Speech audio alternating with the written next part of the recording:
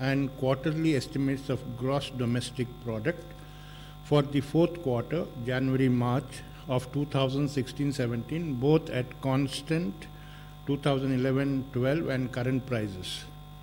We have with us Dr. T.C.A.Anant ji, Secretary, Ministry of Statistics and Program Implementation, who will brief you on the subject. My warm welcome to you, sir. Also on the dais are ADG Shri Subroto Dar, DDG Srimati Rajeshwari. I welcome you both. Friends, as usual, kindly follow the points of order and keep your mobile phones in a switched off or silent mode. Over to Dr. Anant ji.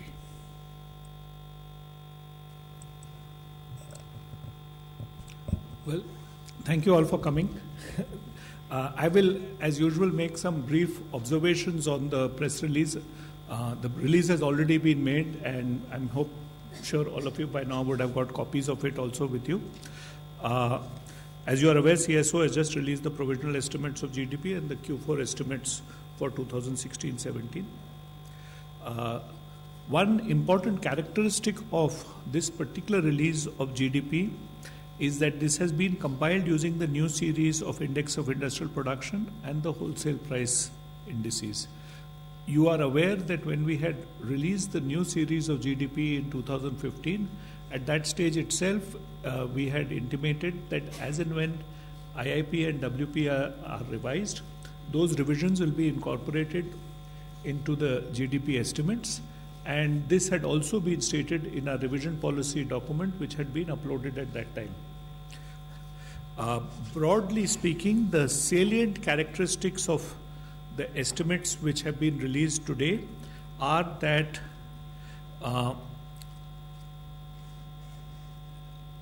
the provisional estimate for 2016-17 gives a growth rate of GDP at current prices of 11% and of GVA at 9.7%.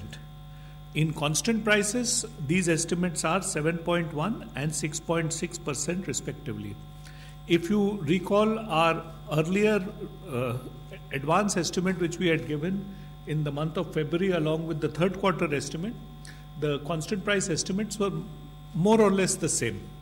I will have some observations about this after I just give you the salient features of this estimate. The quarterly estimates of GDP at current prices show that the fourth quarter growth is at 12.5%, and this is much higher than the growth which was seen in the third quarter of 10.4%. Similarly, 11.3% in GVA, which is again higher than the third quarter growth in current prices of 9.4%. However, in constant prices, the growth rate in GDP is 6.1% and in GVA is 5.6%. Now, I think it's important for me to highlight certain characteristics of this release and the manner in which this has been compiled, because some of you prior to this release had been asking me these questions. So let me make those observations first, and I can give you more material as you in response to your questions. First of all, I think it's important to note that while we have incorporated IIP and WPI, their effect on the GDP is mediated through the manner in which these two indices are used in GDP compilation. IIP is used in GDP compilation in principally two major ways. Insofar as the annual estimates are concerned, IIP provides, first of all, a direct estimate of growth in the non-corporate side of manufacturing.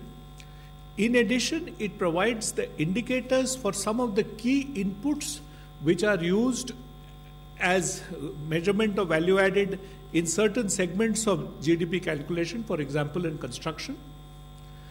Further, IIP data, because it is available monthly, is used to quarterize annual estimates of GDP where quarterly figures are not available, and IIP growth rates are used as inter alia as indicators in certain segments, certainly in manufacturing and construction, and of course mining. Now, IIP estimates are wherever relevant replaced by more complete estimates for the segment from Annual Survey of Industries when that estimate becomes available. So the impact of IIP is only to the extent of non-corporate and for the years in which ASI is not available. Insofar as WPI is concerned, WPI is used in different compilation categories of GDP according to the segment in which the relevant WPI is related. So the manner in which WPI gets incorporated into GDP compilation is not the same weighting structure which is there in the WPI indices released publicly, but rather from a suitable aggregation from the appropriate compilation categories used as per the GDP compilation rule. The details are there in our document which we had released at the time of the new series, and you can see how the impact comes in. I think this salient characteristic of how WPI and IIP enter the GDP compilation must be kept in mind when you try to understand what the impact has been. The second point I would like to make is with regard to assessing the quarterly growth rate in any quarter, and particularly of the fourth quarter in recent time.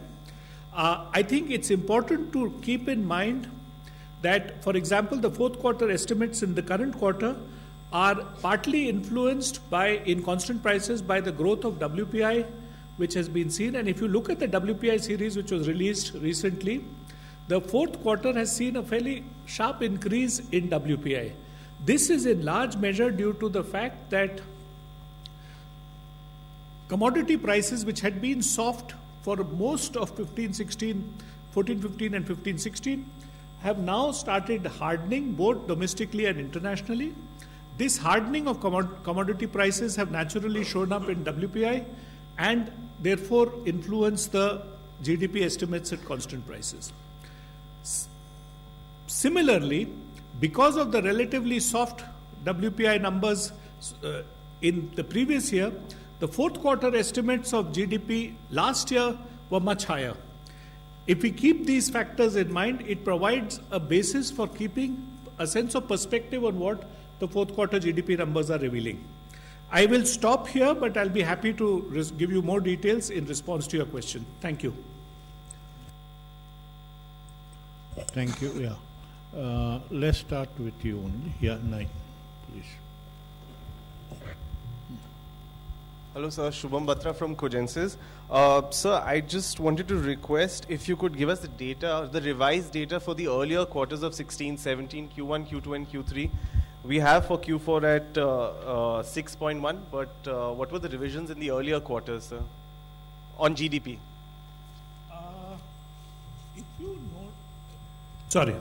If you notice the previous the press release, we have given the estimates for 15-16 and 16-17. We will, I think we can upload them in the website because the press release has certain logical.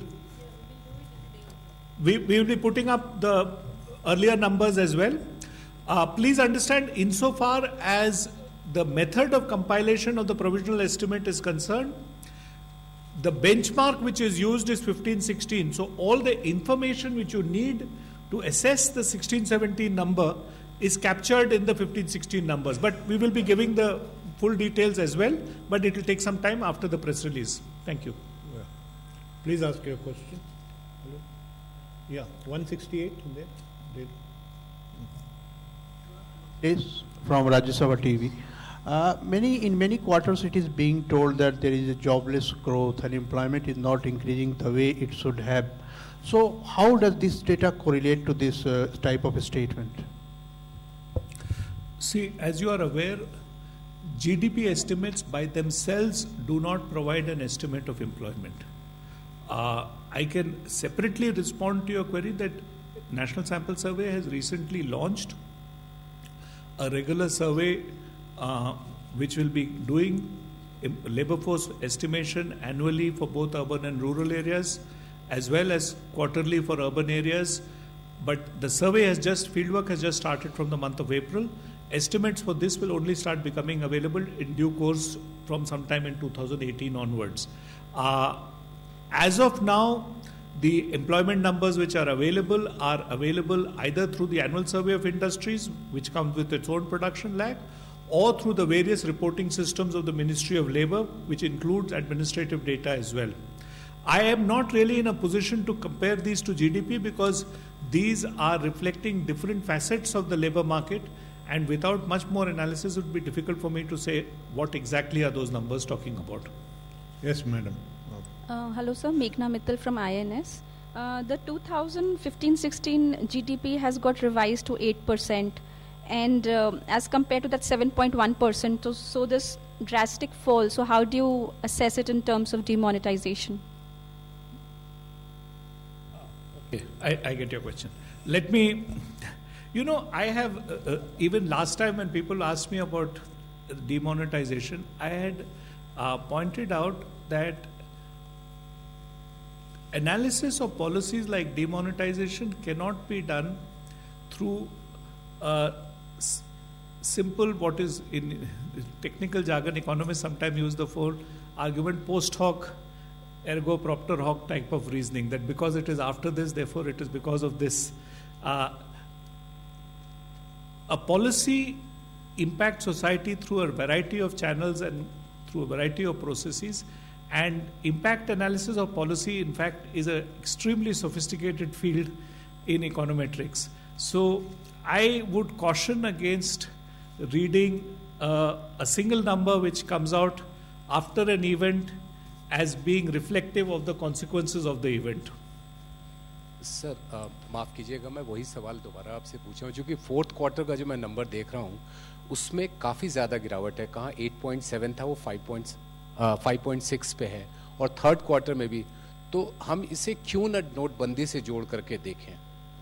मैंने इसके लिए आपको इसलिए जब मैंने original statement अपना make करा था, बोला था कि फोर्थ क्वार्टर के नंबर को इंटरप्रेट करते समय 2-3 बिंदुओं पर ध्यान रखने की ज़रूरत है. सबसे पहले मैंने बिंदु WPI ग्रोथ का दिया था, और दूसरा बिंदु मैंने पिछले साल के क्वार्टरली ग्रोथ का दिया था. इन दोनों को मैंने इसलिए जिम्मेदार दी थी कि जो WPI ग्रोथ का फिनोमिनन है उसका रिलेशनशिप कई सारे फिनोमिनन से है, ना कि डिमोनेटाइजेशन से जुड़ा हुआ. तो एक हद तक तो कारण ये है. अब यदि इसको एक और तरह से देखें तो आप करंट क्वार्टर का ग्रोथ दूसरे इस पॉइंट ऑफ व्यू से भी देख सकते हैं, क्वार्टर ऑन क्वार्टर बेसिस पे भी देख सकते हैं, और करंट प्राइसेस पे भी देख सकते हैं. इन सारों को आप जोड़ के देखेंगे तो आपको ये लगेगा कि इकोनॉमी में अभी भी बहुत सारा डायनेमिज्म है. डिमोनेटाइजेशन का क्या इम्पैक्ट हुआ, एक नंबर से जोड़ना और उसके साथ और कोई एनालिसिस नहीं करना मेरे लिए संभव नहीं है, क्योंकि मैं एनालिटिकल कंप्लीटनेस देखना चाहता हूं. Simple before and after arguments में बिलीव नहीं करता. Yes, madam. Sir, Nikita from Cogensis. So I'm trying to compare, you had in the second advance estimate released in February, the GDP growth, it was 7.1%, and even despite incorporating the new data, now it's 7.1. So is it fair to say that there has been no change, or is this 7.1 because of the statistical bump up, and without that, would it have been a downward revision in the number? See, it's there are many elements which go into the annual estimate, and one of the reasons why our annual figure doesn't change very much is partly what has changed since the third quarter. Let's take a look at them. One is the new WPI and IIP series. Insofar as they are concerned, the effect is somewhat muted, because as I told you then, and I tried to explain to people, that the manner in which IIP enters into GDP compilation and the way WPI enters into GDP compilation, the effect is somewhat muted. But some effect is there, and it is visible in the quarterly pattern which is visible between what we released in February and what we are releasing now. If you look at this quarterly pattern, in effect what has happened is the first quarter estimate has gone up significantly. The second and third quarter estimates are more or less at par. This is similar to the pattern which we are seeing in IIP, which shows that since the first quarter, that is from about the end of September, there has been a slight slowdown in the economy. So, in effect, the overall estimate has remained the same. Our quarterly disposition has changed in part because of the new IIP numbers. And this quarterly disposition is in part the explanation for why the fourth quarter has come in lower and the first quarter has gone up a little higher. But the complexity in this is, it's not therefore easy to relate it to single events, and that too events located in the second quarter, which many people are trying to do. It's probably reflective of a much more complex dynamic which has been governing the economy through these years. So just one more question. Can we expect the GDP back series anytime soon now? Last time also I had pointed out the difficulty of compiling the back series estimates, and the major challenge which I had pointed out then, and the answer remains the same, is of trying to project the data which we are now using on corporate accounts into the past, when we do not have similar sized company accounts data. And that is a difficult statistical challenge given the short period of time for which this comprehensive corporate database is available. So we are looking into the matter, and we will give you a clearer guidance once our analysis is complete. But at the moment, my answer still remains the same. Yeah, Rahul. Sir, beyond the complexities of statistical analysis, can I have a simple answer that all those complex dynamic elements which impact these kind of figures, among them will you consider demonetization to be one of them? Of course I would, but it's different from saying that it is a policy which is influencing the numbers by saying it is the cause of the number being the way it is. Yes, of course, one of them certainly. Every policy decision impacts the numbers, so will this impact the number. But the argument that the number has turned out, that the number is low, it is a consequence of the policy, those are statements which I would be much more cautious about making. Disentangling from a web of policies how a particular policy links to the phenomenon which we are seeing is a complex task.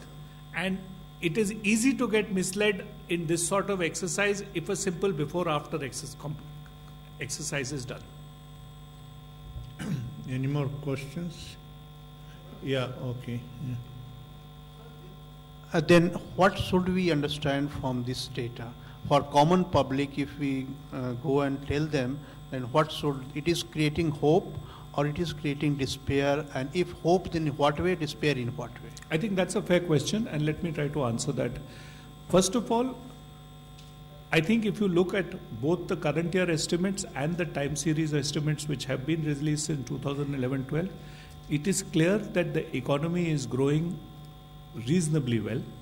If you look at the figures which we have given post incorporation of WPI and IIP, the growth rate of the economy in 12-13 is now estimated at 5.5%.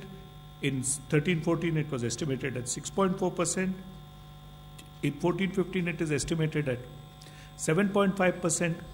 In 15-16 it is estimated at 8%. And in 16-17 it is now estimated at 7.1%. Now, if you look at these growth rates, these are relatively high growth rates. If you look at them from the perspective of what sort of growth rate do we desire over a long period of time, then at various places it has been stated that we need to achieve much higher levels of growth if we want to meet our development objectives. Now, from that perspective, there is still more progress to be attained. But from the perspective of are the growth satisfactory relative to our immediate past, the answer is they are improved. So I think there are two parts to the answer. We can take some measure of satisfaction from what has been achieved, but the numbers do reveal that there are a number of areas where improvement is still called for. Well, one of the areas was what I pointed out when we released the numbers last time. Capital formation continues to be relatively soft.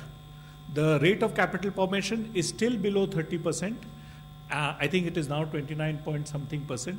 And we would like to see capital formation rates well in excess of 30% to reflect the sort of long-term investment process which will drive the economy much faster. So the question is addressed. This is regarding the per capita income, sir. The per capita income, you say that it's lower this year. In 2016-17, it's 5.7% as compared 6.8% of the previous year, sir. So this is page number 5, para 3, sir.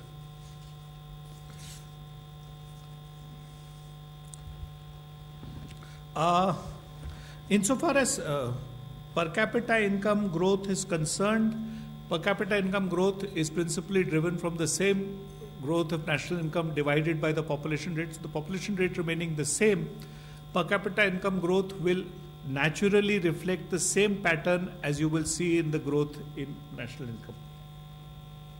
Yeah. Dr. Anant, this is about the impact of IIP on through non-corporate manufacturing. So that would be a proxy for the informal sector, is it? Only partially. Non-corporate manufacturing can be both formal and informal. In fact, if you look at the annual survey of industries, the entire annual survey of industries segment is treated as formal, but not all of it is corporate. There is a very large segment which is non-corporate. IIP proxies for both this as well as the informal segment in manufacturing. Actually, in manufacturing, informal activity is relatively smaller proportion. Overall, non-corporate manufacturing is only 30%, and in that, informal manufacturing, that is non-ASI, non-corporate manufacturing is even smaller. The principal segments where informal activity is large, manufacturing is, I guess, about 15% or 20%. I don't have the exact details. We can look in the GDP release data from the past and figure this out, are in agriculture, construction, and trade. Sir, you said that base revision of IIP and WPI have impacted Q1 and Q4. The most Q4 it shows a slower growth, and Q1 there has been a bump up. So the base revision, is WPI as a deflator more of a contributor, or IIP more of a contributor in a bump up, or in the fourth quarter for a slowdown? I'm afraid that you're putting me in a spot. I don't really know the answer. I would hazard a guess that probably WPI plays a bigger role, because WPI shows a much sharper rise in the fourth quarter than the decline which we see in IIP over the 4 quarters. But that's I've not done a breakup of the components of this to be able to give you a more precise answer. This is a guess rather than a calculation. Yes. So Nikunj from Bloomberg Quint here. So how has the recent revision of IIP and WPI data altered our growth trajectory? And my second question is, will it be correct to say that that demonetization has had a significant spillover impact on Q4 GDP numbers? Well, as far as the impact of IIP and WPI on the GDP calculation is concerned, if you look at the figures which we have given in the press release, we have given you a table which, in paragraph 3, which compares the old and new GDP estimates. The old ones are with 2004-05 WPI and IIP, and the new ones are with 2011-12 WPI and IIP. If you look at these two sets of numbers, you will find that the changes are small, but there is a certain pattern to them. In 12-13 and 13-14, there is a small decline in the GDP growth rates, both in current and constant prices. And in 14-15 and 15-16, there is a small rise in the GDP compilation. The sharpest rise is in 14-15, and a less sharp rise is in 15-16. Oh, I should point out a small typographical error in the table. I'm just seeing it as I'm staring at the table. And under constant prices, the year numbers have jumped in the middle. It should read as 15-16 should read as 14-15, and 16-17 should read as 15-16. No, you didn't. Oh, Yeah. okay, not in the printout I have, so maybe. Okay, it's been changed. Oh, I have an older version. Sorry. Okay, but it's Yeah, very it sharp. has been corrected there. Yes. Very sharp of you to Yeah. notice that. I was reading from an older version of the press note. Thank you. So, yeah, demonetized. Sorry, what was this? Demonetization, I've already responded to many of them. My personal assessment is that it is not so straightforward to link the third and fourth quarter growth figures to the demonetization exercise. I think there are some longer term structural trends which are present in the economy. These are revealed both in the patterns of growth in WPI and in the growth patterns of IIP. And if you look at these patterns, these are sustained patterns predating the demonetization event. Specifically in WPI, there is a systematic trend of hardening of commodity prices which has been visible throughout 16-17. In fact, from the last quarter of 15-16 onwards, the hardening of commodity prices becomes visible. This hardening plays a role in the GDP compilation. IIP figures, if you notice, do show that there is a certain softening in the industrial growth from the first quarter onwards. If you put both of these together, that's what I was talking about, longer run processes also underway. There are other dynamics which will need to be kept in mind. Yes, I think sir मैं that will be Lakshman last CNBC आवाज़ से नोटबंदी का कितना असर पड़ा इसका सवाल आपने बहुत सीधे तौर पर दिया नहीं क्योंकि आपका कहना है हमने आकलन किया नहीं। मेरा सवाल यह था कि नोटबंदी के बाद अलग अलग विद्वानों की तरफ से अर्थशास्त्रियों की तरफ से ये मुद्दा उठ रहा था कि वाकई इसका असर पड़ता है कि नहीं जीडीपी पे, अर्थव्यवस्था पर। आपको नहीं लगता कि हमको अलग से इस बात का आकलन करना चाहिए कि इतना बड़ा ऐतिहासिक फैसला वाकई जीडीपी पर असर डाला या नहीं डाला? ऐसा है, आकलन ज़रूर करना चाहिए, पर आकलन करने के लिए हमको टाइम सीरीज डेटा चाहिए होगा और जो इम्पैक्ट एनालिसिस का मेथडोलॉजी है वो लॉन्ग टर्म टाइम सीरीज के डेटा के साथ काम करता है, both before and after the event. और ये मैंने रिपीटेडली बोल रहा हूँ क्योंकि यहाँ पे मैं इकोनोमेट्रिक्स की क्लास नहीं लूँगा, इसलिए मैं इम्पैक्ट एनालिसिस पे लेक्चर नहीं लूँगा, बट मैं आपको टाइम सीरीज डेटा के साथ बता सकता हूँ कि किस तरह से किसी भी पॉलिसी का इम्पैक्ट एनालिसिस करते हैं। इसके ऊपर एक काफ़ी सारा लिटरेचर है। अनफॉर्चुनेटली हम लोगों को ज़रूरत होती है कि इमीडिएटली पॉलिसी के 3 महीने बाद और 6 महीने बाद बताएं कि क्या हुआ, और वो स्टेटिस्टिकली रोबस्ट नहीं होता। तो मैं इधर चीफ स्टेटिस्टिशियन की हैसियत में बोल रहा हूँ, तो मैं आपको बोलूँगा कि स्टेटिस्टिकली क्या रोबस्ट है। बाकी लोग अपने एनालिटिकल तरीके से, मॉडलिंग की तरफ से कई तरह से बोलते हैं, उस पर मैं अभी टिप्पणी नहीं करूँगा। I thank the Secretary, Dr. Anant ji, and his colleagues, and thank you, friends. Please join us for refreshment on 4th floor.